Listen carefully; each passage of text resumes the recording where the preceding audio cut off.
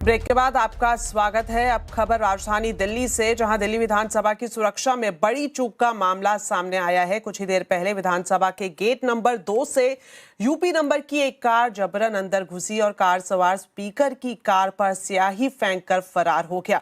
पूरी खबर जान लेते हैं। अब हमारे साथ जुड़ रहे हैं संवाददाता आनंद तिवारी। तो आनंद, जाहिर तौर पर सुरक्षा में बड़ी चूक का मामला कहा जा सकता है। क्या जानकारी अब तक आपको मिली है कार सवार के बारे में, और किस तरह से वो सिक्योरिटी को पीछे नकारता हुआ अंदर तक घुस गया?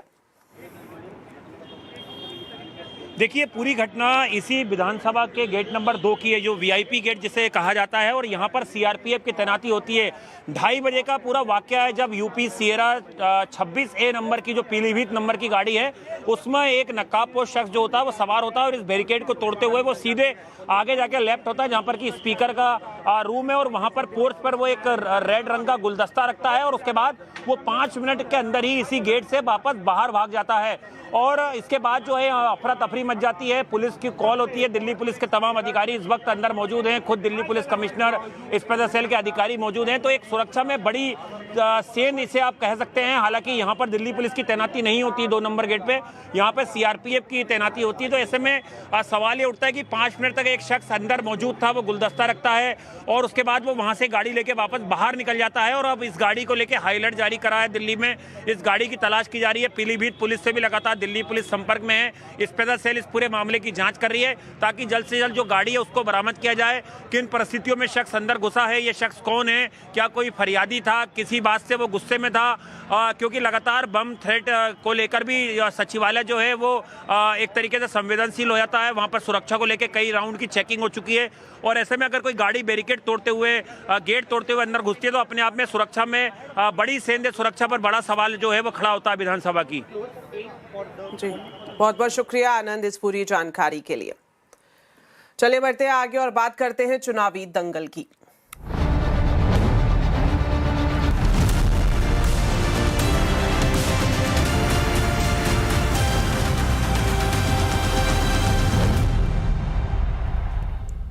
प्रधानमंत्री नरेंद्र मोदी आज चुनाव प्रचार के लिए असम पहुंचे, जहां बारपेटा में उन्होंने रोड शो किया और उसके बाद एक रैली को भी संबोधित किया और कांग्रेस पर जमकर हमला बोला। पीएम मोदी ने कहा कि असम में एनडीए की जीत की हैट्रिक लगेगी और कांग्रेस की हार की सेंचुरी लगेगी। पीएम ने यह भी कहा कि कांग्रेस खुलकर घुसपैठियों का साथ दे रही है, साथ ही कांग्रेस पाकिस्तान की धुन पर गाती है, ये भी प्रधानमंत्री मोदी ने कहा। कांग्रेस के शाही परिवार के जो नामदार है ना, जो दिल्ली में बैठे हैं, असम के चुनाव के नतीजे के बाद उनकी हार की सेंचुरी का रिकॉर्ड भी असम के लोग ही बनवाएंगे।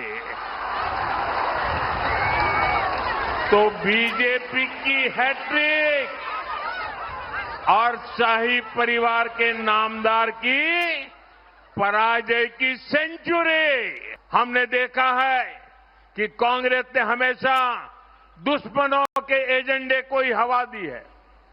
ऑपरेशन सिंदूर के दौरान भी हमारी सेनाओं ने पाकिस्तान को कुछ ही घंटों में घुटने टेकने पर मजबूर कर दिया था, लेकिन कांग्रेस ने वही गीत गाया जो पाकिस्तान ने लिखा था, जिसकी धुन पाकिस्तान ने तैयार की थी। वहीं दूसरी तरफ कांग्रेस नेता राहुल गांधी भी चुनाव प्रचार के लिए पुडुचेरी पहुंचे, जहां पर उन्होंने राज्य की सरकार पर हमला बोला। राहुल गांधी ने कहा कि पुडुचेरी सरकार सभी कॉन्ट्रैक्ट से 30% कमीशन लेती है और साथ ही साथ सरकार की तरफ से मंदिर की जमीनों पर भी कब्जा किया गया है। राहुल गांधी ने कहा कि कांग्रेस की सरकार बनी तो पुडुचेरी में बेरोजगार युवाओं को हर महीने 2000 रुपए की मदद दी जाएगी और साथ ही महिलाओं को फ्री बस सर्विस भी मिलेगी। Everybody knows that there is 30% commission taken on all contracts. Government has become a collection agent. Commission is taken on smart city, roads, drains, schools. And what do the people of Puducherry do? They are forced to pay at every single toll gate. Maharashtra की जहां पर Baramati seat पर 23 अप्रैल को उपचुनाव होना है। बारामती से महाराष्ट्र के उप मुख्यमंत्री सुनेत्र पवार ने अपना नामांकन दाखिल कर दिया है। नामांकन में पार्टी के सहयोगी सुनील तटकरे, प्रफुल्ल पटेल और धनंजय मुंडे के साथ शिवसेना प्रमुख और उप मुख्यमंत्री एकनाथ शिंदे भी शामिल हुए।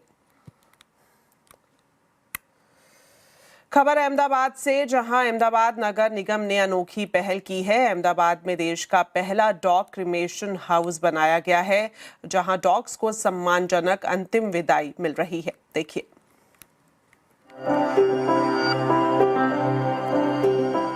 पालतू हो या पेट डॉग, लोगों को कुत्तों से बेहद लगाव रहता है, लेकिन उनकी मृत्यु के बाद उनकी अंतिम विधि का इंसान जैसा प्रावधान नहीं था। अहमदाबाद नगर निगम का ये डॉग शमशान गृह पेट डॉग मालिकों के लिए सुकून लेकर आया है। उन्हें अपने प्रिय डॉग के जाने का गम है, लेकिन ये संतोष है कि विदाई सम्मान के साथ हो रही है। एएमसी की तरफ से ऐसी व्यवस्था की गई है, तो हमें सुकून मिला कि ऐसी कोई व्यवस्था है जिसके साथ हमारा जो सीजर है वो अपनी अंतिम सांसें और जो स्वर्ग को वो जा रहा है वहां पर वो अच्छी तरह से जा पाएगा। और अभी आधे घंटे के अंदर जब हम यहाँ पहुंचे तो तुरंत व्यवस्था थी। सो आज भी हमें सुकून है कि हम सीजर को वही सुविधाएं दे पाए जैसे वो हमारे साथ एक परिवार के था, और अपने अंतिम क्षणों में भी वो वैसा ही रहा। अनुमान है कि अहमदाबाद में 2 लाख डॉग्स हैं, जिनमें से 35,000 पेट डॉग्स हैं। अहमदाबाद कॉरपोरेशन ने पेट डॉग रजिस्ट्रेशन शुरू करवाया, लेकिन अभी तक सिर्फ 19,000 कुत्तों का ही रजिस्ट्रेशन हुआ है। इधर डॉग्स के लिए पीएनजी शमशान गृह शुरू हो चुका है। सिर्फ 155 नंबर डायल करने पर आपके घर मृतक डॉग को लेने एम्बुलेंस आएगी। आप अपनी गाड़ी में या एम्बुलेंस में बैठकर क्रेमेटोरियम जा सकते हैं। इंसान की तरह ही पुष्पांजलि, माला और धूप वाली किट भी कॉरपोरेशन फ्री में मुहैया करवाती है। कुछ महीनों में 2 और डॉग क्रेमेटोरियम अहमदाबाद में शुरू होंगे। पेट डॉग क्रेमेटोरियम की जो अभी उपलब्ध फैसिलिटी को ध्यान में रखते हुए, जिसकी जो जरूरत है उसको ध्यान में रख के अहमदाबाद ईस्ट और अहमदाबाद वेस्ट, ये 2 एरिया में जून 26 तक 30-30 लाख के खर्चे से एक और पेट डॉग क्रेमेटोरियम लगने जा रहा है।